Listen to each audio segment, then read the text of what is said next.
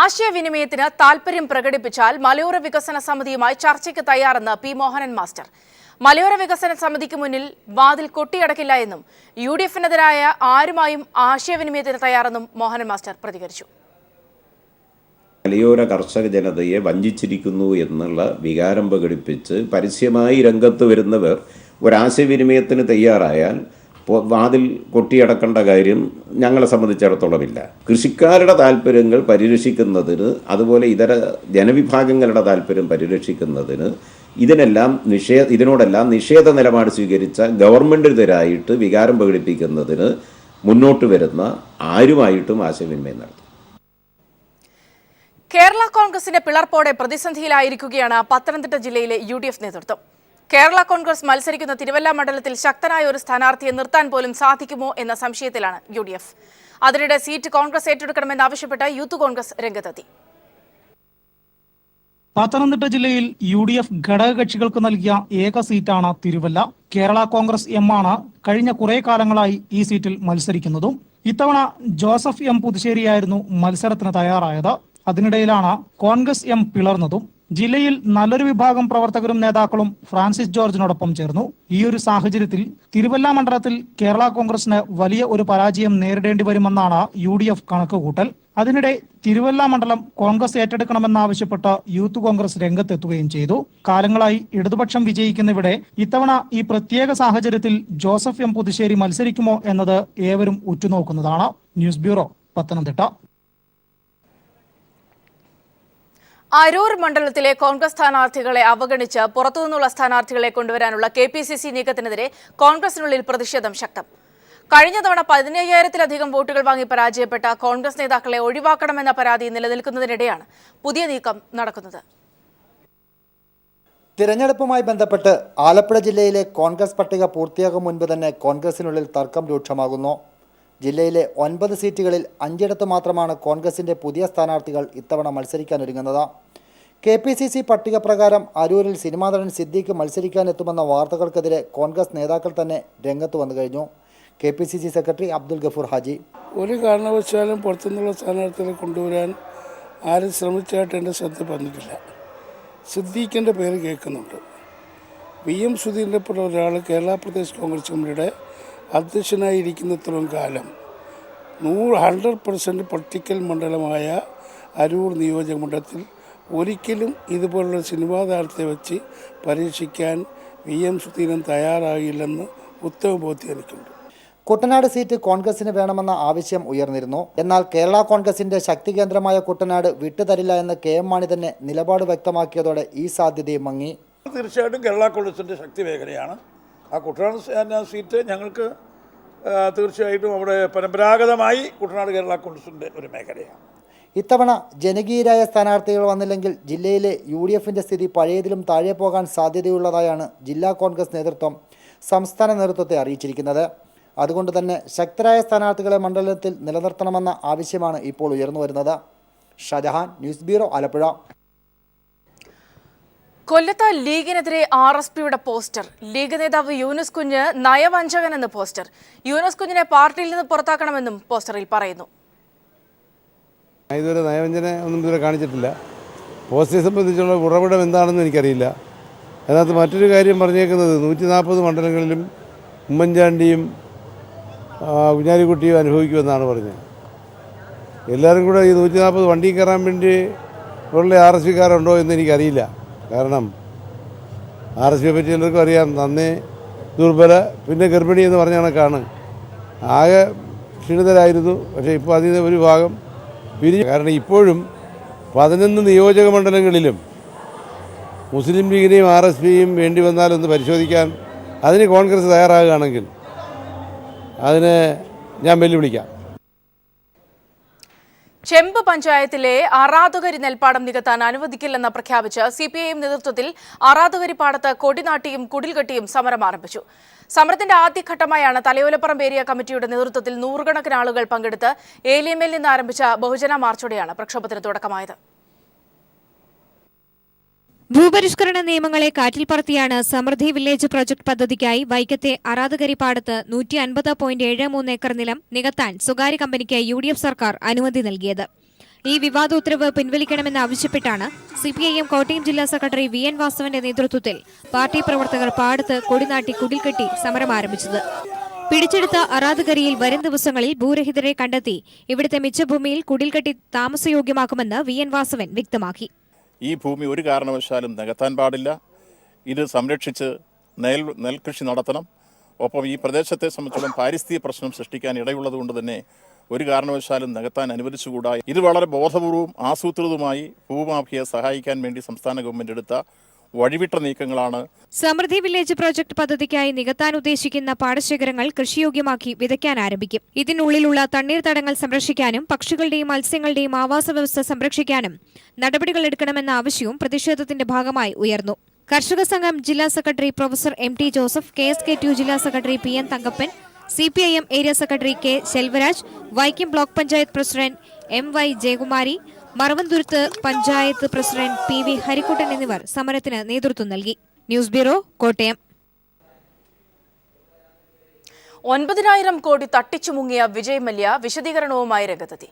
ട്വിറ്ററിലാണ് മല്യയുടെ വിശദീകരണം വന്നിരിക്കുന്നത്. താൻ ഒളിച്ചോടിയതല്ല എന്നാണ് വിജയ് മല്യ പറയുന്നത്. താൻ രാജ്യത്തെ നിയമവ്യവസ്ഥയെ ബഹുമാനിക്കുന്ന പൗരനാണെന്നും ബിസിനസ്സുകാരനെന്ന നിലയിൽ രാജ്യത്തിന് പുറത്ത് സഞ്ചരിക്കുന്നത് സ്വാഭാവികമാണെന്നും വിശദീകരിക്കുന്ന വിജയ് മല്യ താൻ മാധ്യമ വിചാരണയുടെ ഏരിയയാണെന്ന് കുറ്റപ്പെടുത്തുകയും ചെയ്യുന്നു.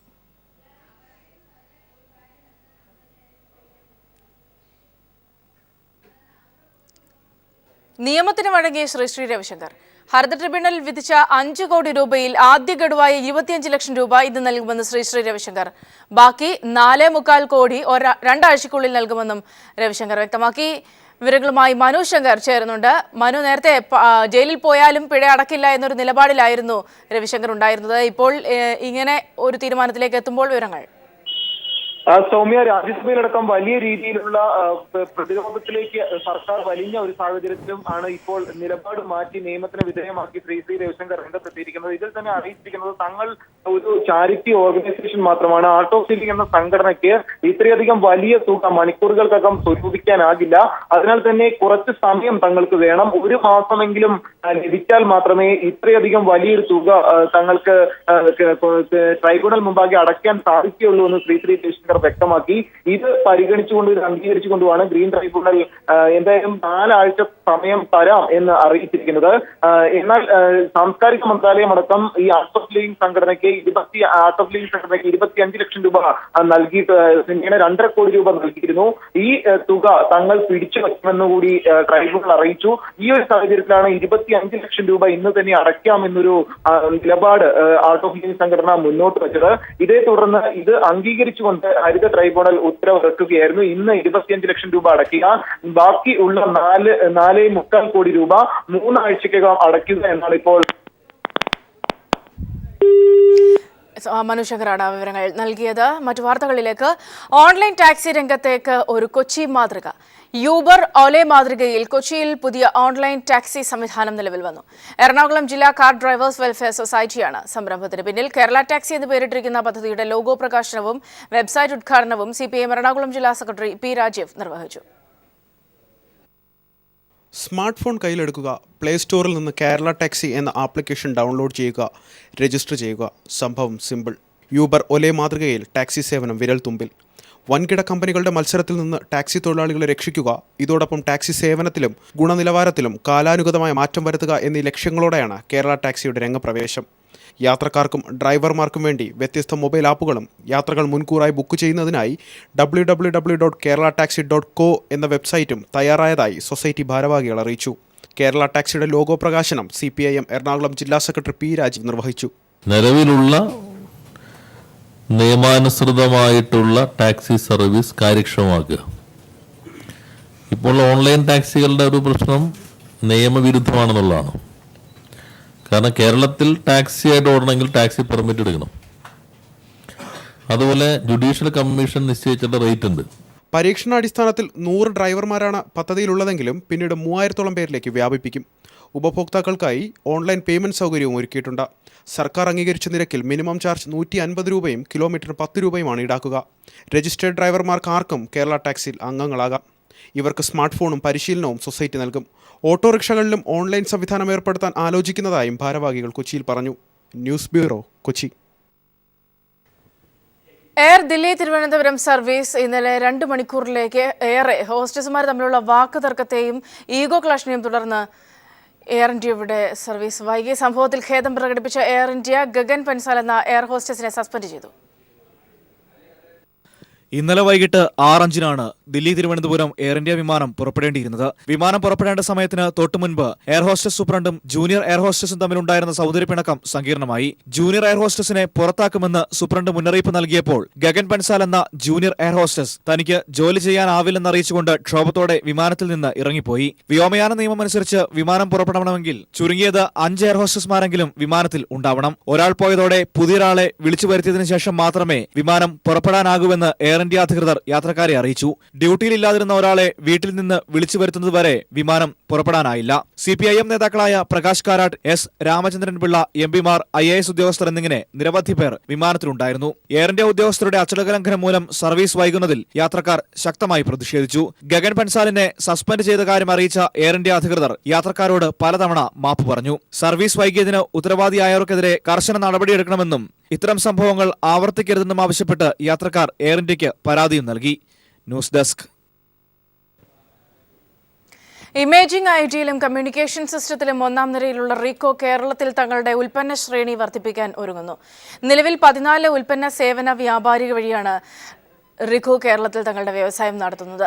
കഴിഞ്ഞ സാമ്പത്തിക വർഷത്തിൽ 1700 കോടിയിലധികം രൂപയുടെ വരുമാനം റിക്കോയ്ക്ക് ലഭിച്ചതായി റിക്കോ CEO മനോജ് കുമാർ പറഞ്ഞു. പുതിയ സാമ്പത്തിക വർഷത്തിൽ 300 കോടി രൂപയുടെ വരുമാനമാണ് കമ്പനി ലക്ഷ്യം വെക്കുന്നതെന്നും അധികൃതർ വ്യക്തമാക്കി. Printer, photocopy machine, fax machine, projector, camera തുടങ്ങി ഇലക്ട്രോണിക്സ് ഉൽപ്പന്നങ്ങളാണ് റിക്കോ വിപണിയിൽ ഇറക്കിയിട്ടുള്ളത്.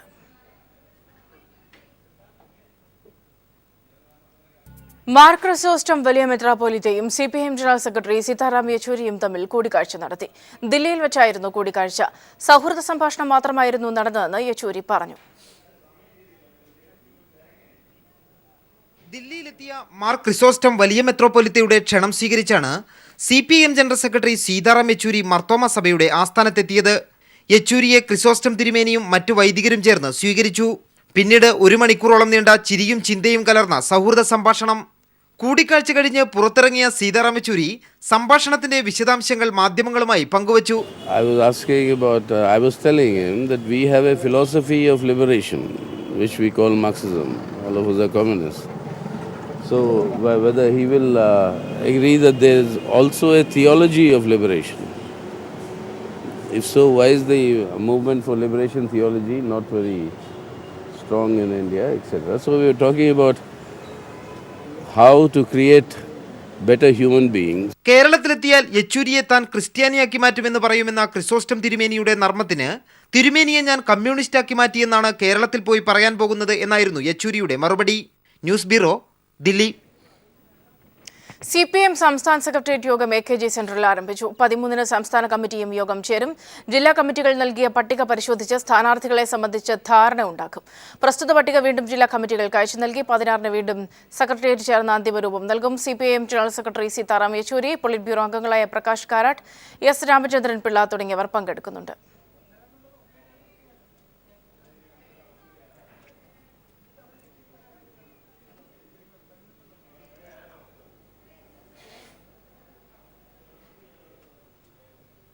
വിജയ് മല്യ നാടുവിട്ടതോടെ മല്യയുടെ കൂട്ടുകാരിയും മനസ്സുകൊണ്ട് വിദേശത്തേക്ക് കടക്കുന്നുവെന്നാണ് റിപ്പോർട്ടുകൾ. വിൻഡീസിനൊപ്പം അഭിനയിക്കാൻ പോയ ബോളിവുഡ് സുന്ദരി ദീപിക പദുക്കോണിനെ കഴിഞ്ഞ ദിവസം മാധ്യമങ്ങൾ കണ്ടെത്തിയത് ടെന്നീസ് സൂപ്പർ താരം നൊവാക് ദ്യോക്കോവിച്ചിനൊപ്പമാണ്. ഓം ശാന്തി ഓമിലൂടെ ബോളിവുഡിൽ കാലുകുത്തിയ ദീപിക പദുക്കോൺ എന്ന നിഷ്കളങ്കയായ പെൺകുടിക്ക് പെട്ടെന്ന് സംഭവിച്ച മേക്ക് ഓവറായിരുന്നു IPL നൽകിയത്. വിജയ് മല്യയ്ക്കൊപ്പം IPLൽ ബാംഗ്ലൂരിന്റെ എല്ലാ കളികളും കാണാൻ ദീപിക എത്തി. പതിയെ പതിയെ കൂട്ട് മകൻ സിദ്ധാർത്ഥിലേക്ക് മാറി. ഇപ്പോഴിതാ മല്യ നാടുവിട്ടതിനു പുറമെ ദീപികയും വിദേശത്തേക്ക് കണ്ണുവെക്കുകയാണ്. വിജയ് മല്യയ്ക്കൊപ്പം അല്ലെന്ന് മാത്രം. രൺവീർ സിംഗുമായുള്ള പ്രണയബന്ധം തുറന്നു പറഞ്ഞ് വലിയ വാർത്തകൾ സൃഷ്ടിച്ചിരുന്നു ദീപിക. വിവാഹത്തിലേക്ക് വരെ കാര്യങ്ങൾ എത്തിയ ശേഷമായിരുന്നു ബന്ധം പതിയെ അകന്നുപോയത്. പിന്നെ ദീപികയെ ലോകം കണ്ടത് സാക്ഷാൽ വിൻ ഡീസലിനൊപ്പമായിരുന്നു. ഇരുവരും ഒരുമിച്ച് അഭിനയിക്കുന്ന XXXന്റെ പോസ്റ്ററുകളും പ്രൊമോഷൻ വീഡിയോകളുമൊക്കെയായി സോഷ്യൽ മീഡിയ കാര്യങ്ങളങ്ങ് ഏറ്റുപിടിച്ചു. പക്ഷേ നായകൻ ഇപ്പോഴാണ് കഥയിലേക്ക് കടന്നു വന്നത്. മറ്റാരുമല്ല, ടെന്നീസിലെ ലോക 1-ാം നമ്പർ നൊവാക് ദ്യോക്കോവിച്ച്. ഇരുവരും ഇക്കഴിഞ്ഞ ദിവസം അർദ്ധരാത്രി ഡിന്നറിന് ശേഷം ലോസ് ഏഞ്ചൽസിലെ ഒരു ഹോട്ടലിൽ നിന്നിറങ്ങവേ മാധ്യമപ്രവർത്തകരുടെ ക്യാമറയിൽ നല്ല ഭംഗിയായിട്ട് പതിഞ്ഞു. ചിത്രങ്ങൾ പുറത്തു വന്നതോടെ ഇരുവരും എവിടെ നിന്ന് ബന്ധം സ്ഥാപിച്ചു എന്നതായി അടുത്ത അന്വേഷണം. സംഗതി കുറച്ച് പുറകോട്ട് പോകണം. IPTL ടൂർണമെന്റിന് ദ്യോക്കോവിച്ച് എത്തിയതു മുതലാണ് കാര്യങ്ങൾക്ക് തുടക്കം.